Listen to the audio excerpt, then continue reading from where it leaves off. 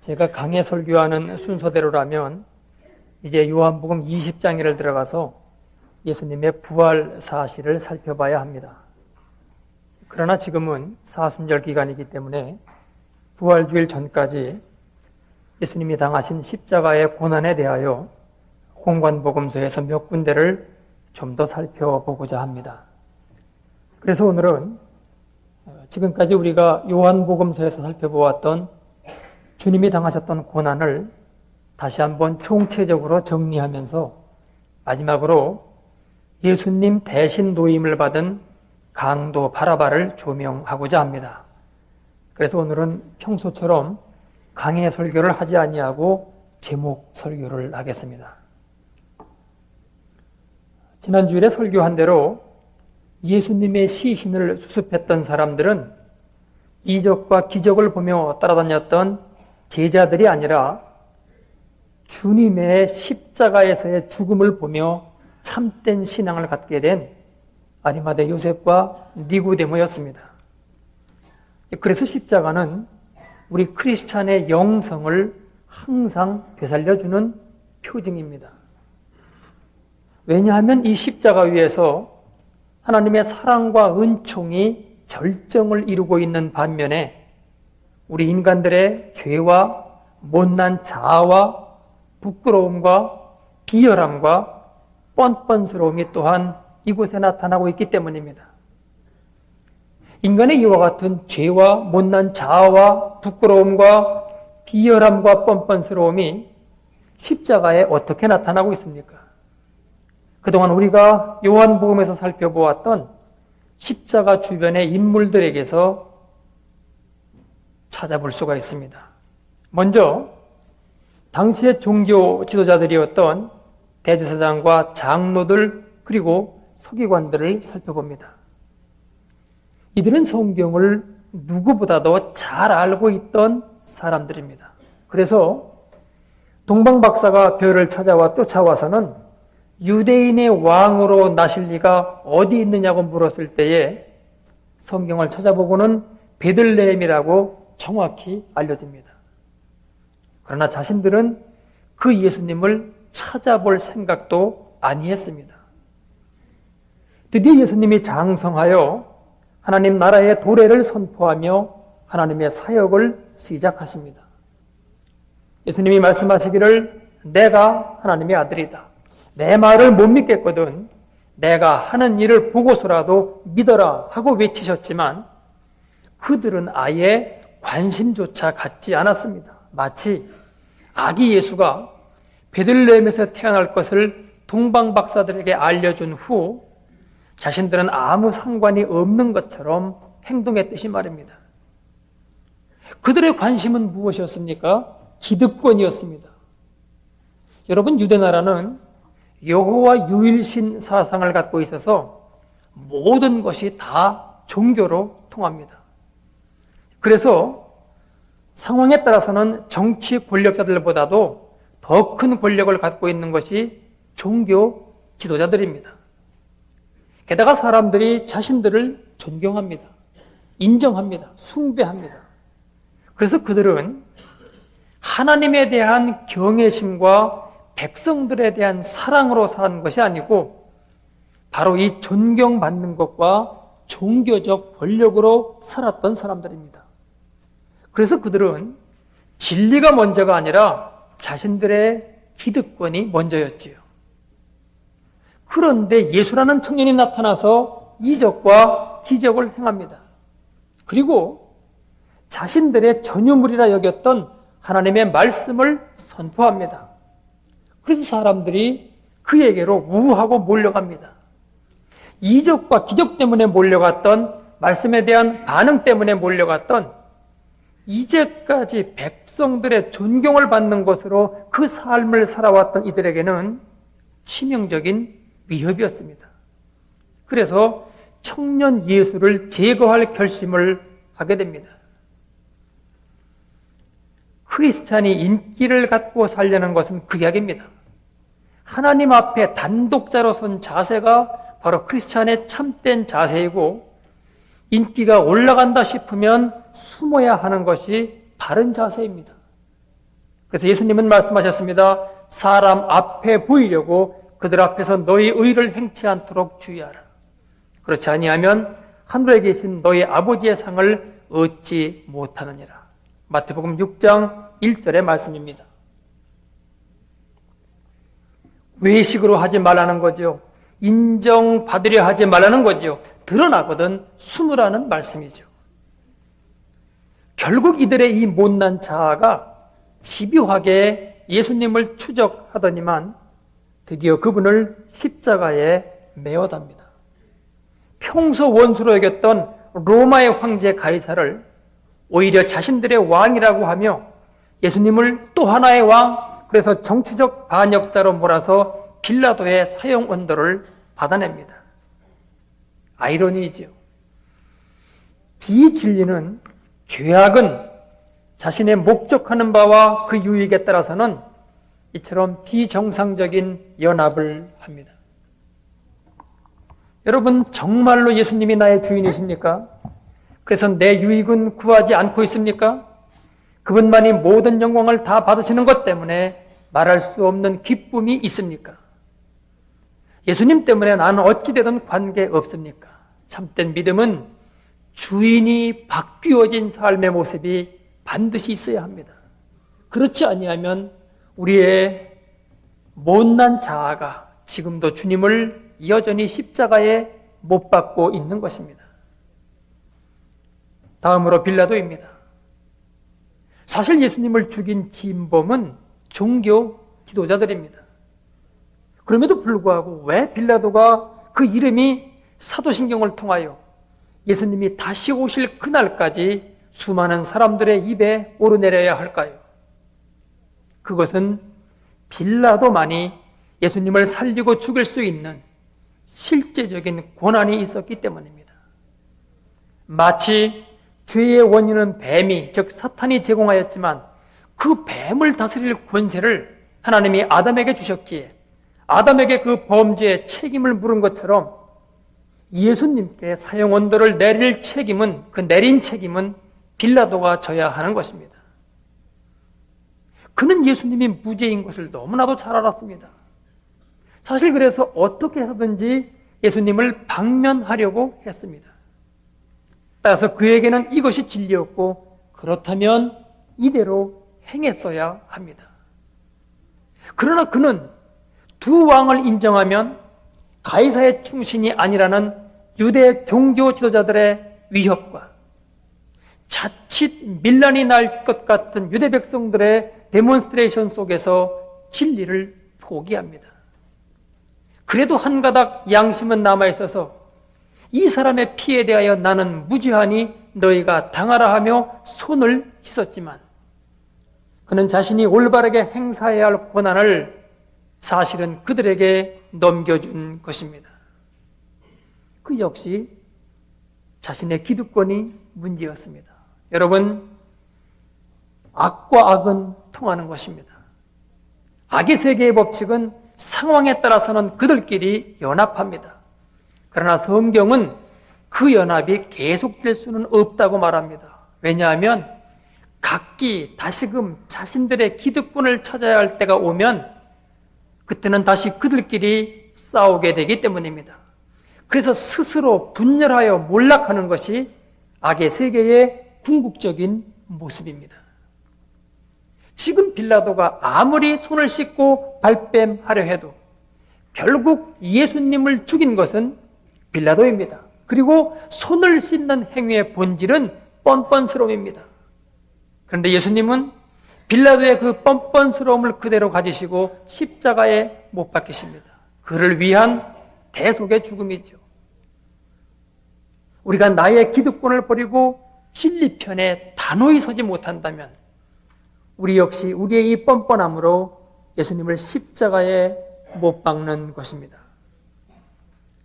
세 번째로 군병들입니다. 어찌 보면 이들에게 죄를 묻는다는 것은 좀 애매하다는 생각이 듭니다. 왜냐하면 이들은 자유로운 존재가 아니기 때문입니다. 이들은 가라고 하면 가야 하고 서라고 하면 서야 하고 앉으라면 앉아야 하는 사람들입니다. 그러나 여러분, 그럼에도 불구하고 모든 사람은 자신이 처해 있는 각자의 그 한계 상황 속에서 나름대로 자신의 길을 갈 수 있습니다. 군병들이 한 행동을 한번 되돌아보지요. 예수님의 옷을 벗긴 후 홍포와 가시관을 씌우며 조롱했습니다. 또 침을 뱉으며 갈대로 쳤습니다.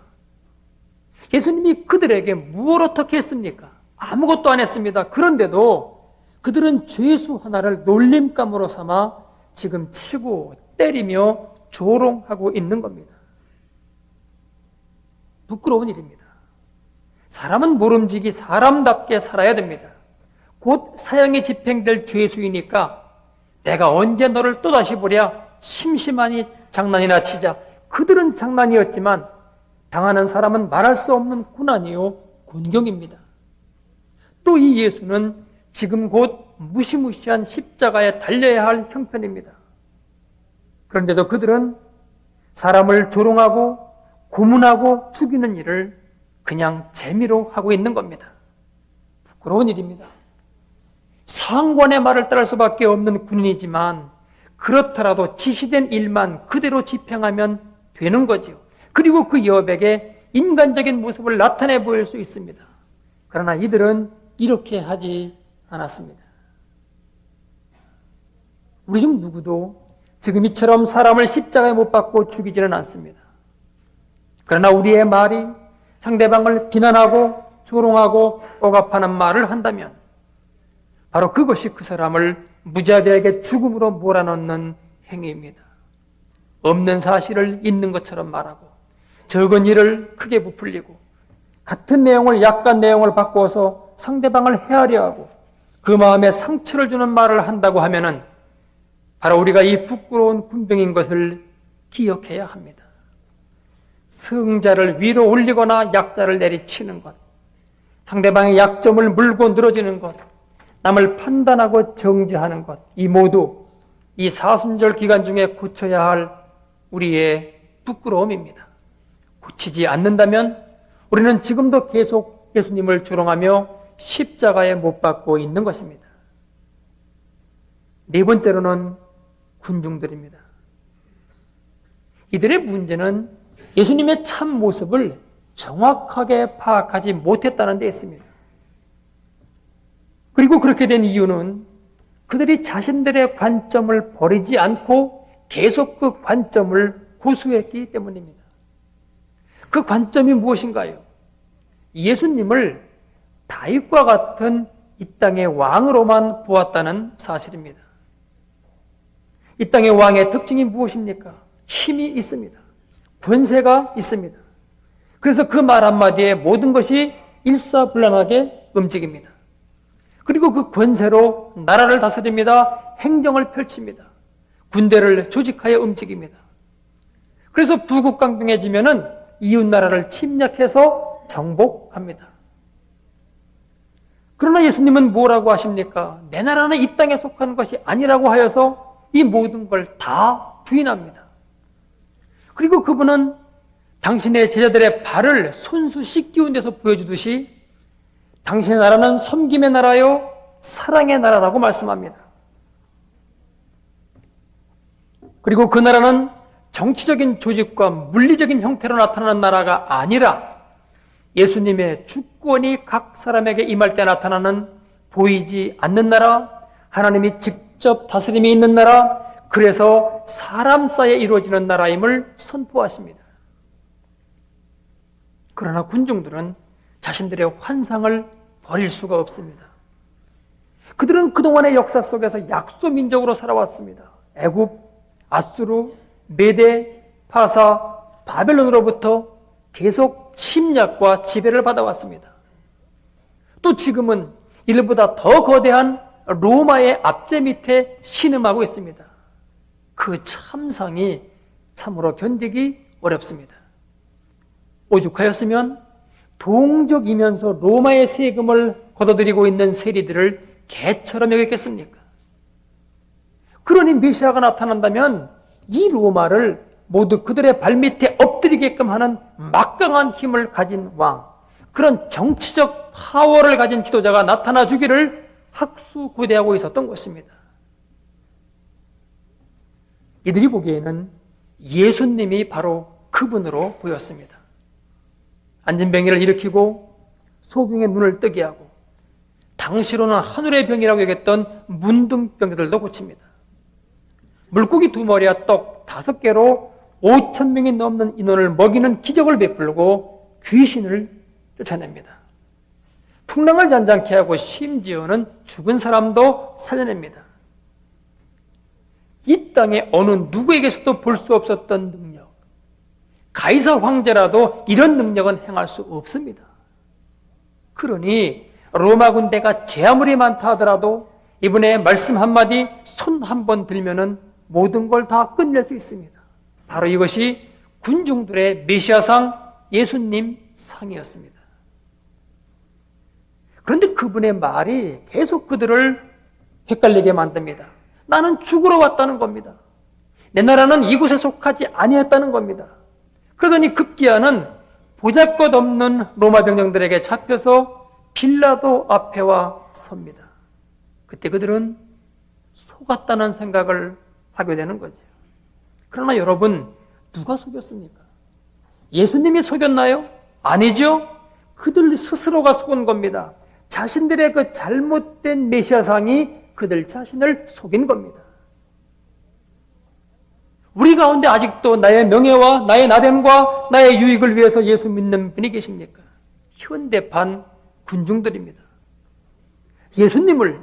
예수님의 모습대로 보고 따르려 하지 않고 내 기준으로 조명하고 판단하고 따르려 하기 때문입니다. 그렇다면 그때의 그분은 예수님이 아닙니다. 여러분이 여러분의 마음속에서 만들어낸 예수라는 이름의 우상일 뿐입니다. 이 사순절 기간에 주님의 모습을 바로 보도록 하십시오. 그렇지 아니할 때 바로 여러분이 지금 빌라도를 향하여 무언의 소리를 지르고 있음을 알아야 합니다. 십자가에 못 박게 하소서, 십자가에 못 박게 하소서. 5번째는 제자들입니다. 제자들의 실패는 사실 지난주일의 설교에서 그대로 드러났습니다. 그들이 추구하고 따라다녔던 예수님 상은 군중들과 다를 바 없었습니다. 때로는 아는 척하며 예수님의 말을 받기도 했습니다만 정말 그 말씀을 알아들었다면 그건 성령께서 알려주었던 것이고 그 외에는 계속 동문서답이었습니다. 그러니까 그들은 끊임없이 시기와 질투 속에서 누가 더 크냐, 누가 좌정승, 우정승이 되어 좀 더 높은 자리를 차지할 것이냐 하는 데만 관심이 있었던 거지요. 그것은 예수님이 행하시는 일들의 외면만을 보았기 때문에 생겨난 문제였습니다. 그래서 이들이 이적과 기적만을 따라다녔다는 것입니다.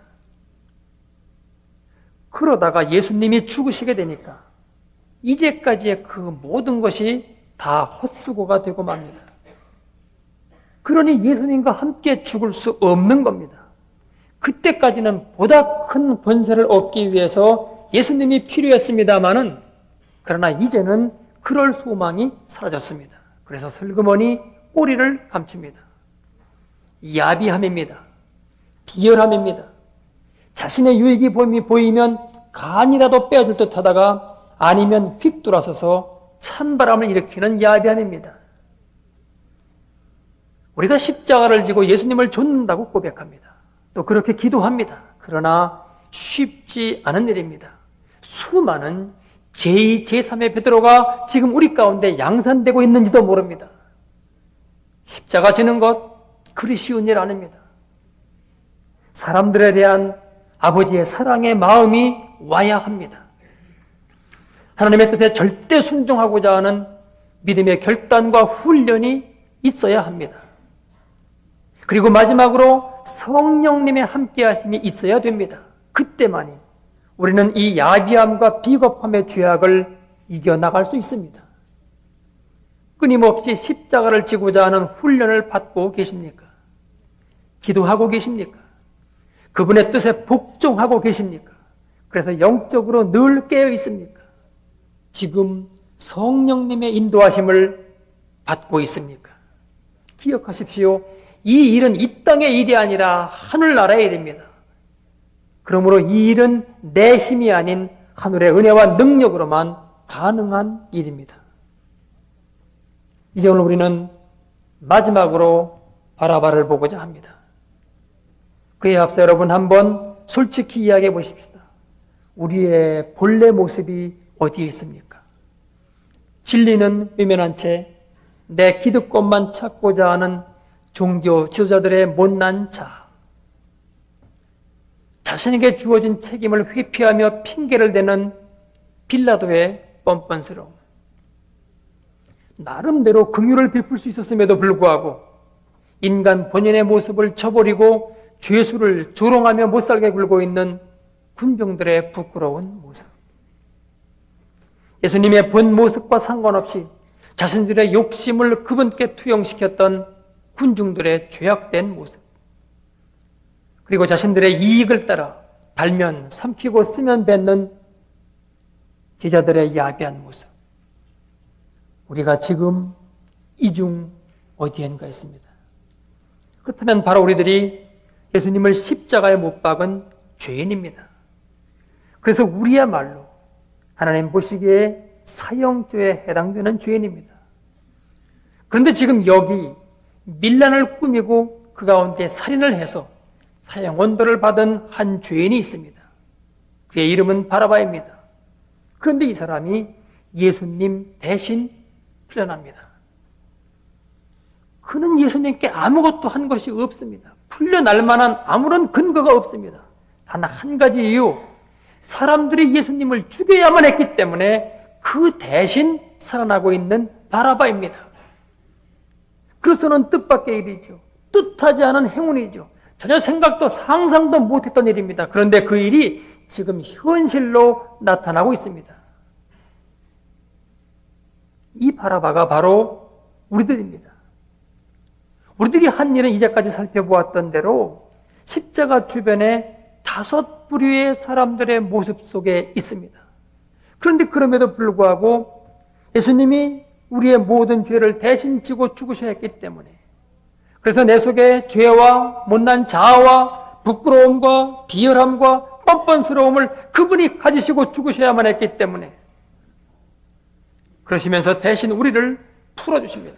살려주십니다. 생각도 상상도 못했던 은혜를 주십니다. 그렇다면 이제 어떻게 사시겠습니까? 이 사순절 기간에 버려야 할 것은 버리고 끊어야 할 것은 끊고 새로이 결단해야 할 것은 결단해야 합니다. 바로 이것만이 우리가 그분의 은혜에 만분의 1이나마 응답하는 길입니다. 그분의 죽음을 헛되게 하지 마십시다. 이제는 5부류의 사람들 속에 들어가지 마십시다. 죽을 수밖에 없었던 바라바 같은 존재였지만 살림을 받았으니 그에 합당하게 살아가십시다. 이 은혜가 이번 사순절 기간 중에 우리 모두에게 있기를 바랍니다. 기도하겠습니다. 그렇습니다, 아버지. 돌아보면 우리가 죄인이었고 비겁한 자였고 부끄러운 자였고 뻔뻔스러운 자였고 못난 자아를 갖고 살았던 것을 고백합니다. 그래서 우리가 십자가 달려야 됨에도 불구하고 주님께서 우리 대신 달려야만 했기 때문에 하나님의 그 거룩한 뜻을 받들어 십자가에 달려 돌아가셨습니다. 그리고 대신 우리를 살리셨습니다. 아버지는 다시 살리움 받은 자로서 합당한 삶을 살아갈 수 있도록 인도하여 주옵소서. 믿음의 능력을 허락하여 주옵소서. 말씀을 따라가겠다고 하는 마음의 결단을 허락하여 주옵소서. 끊임없이 기도하게 하옵소서. 내 힘으로 할 수 없음을 다시금 아버지 앞에 고백하오니 지금 부활하 계신 주님의 은혜와 그 능력으로 나아갈 수 있도록 주님 함께하여 주옵소서. 예수님의 이름으로 간절히 기도드리옵나이다. 아멘.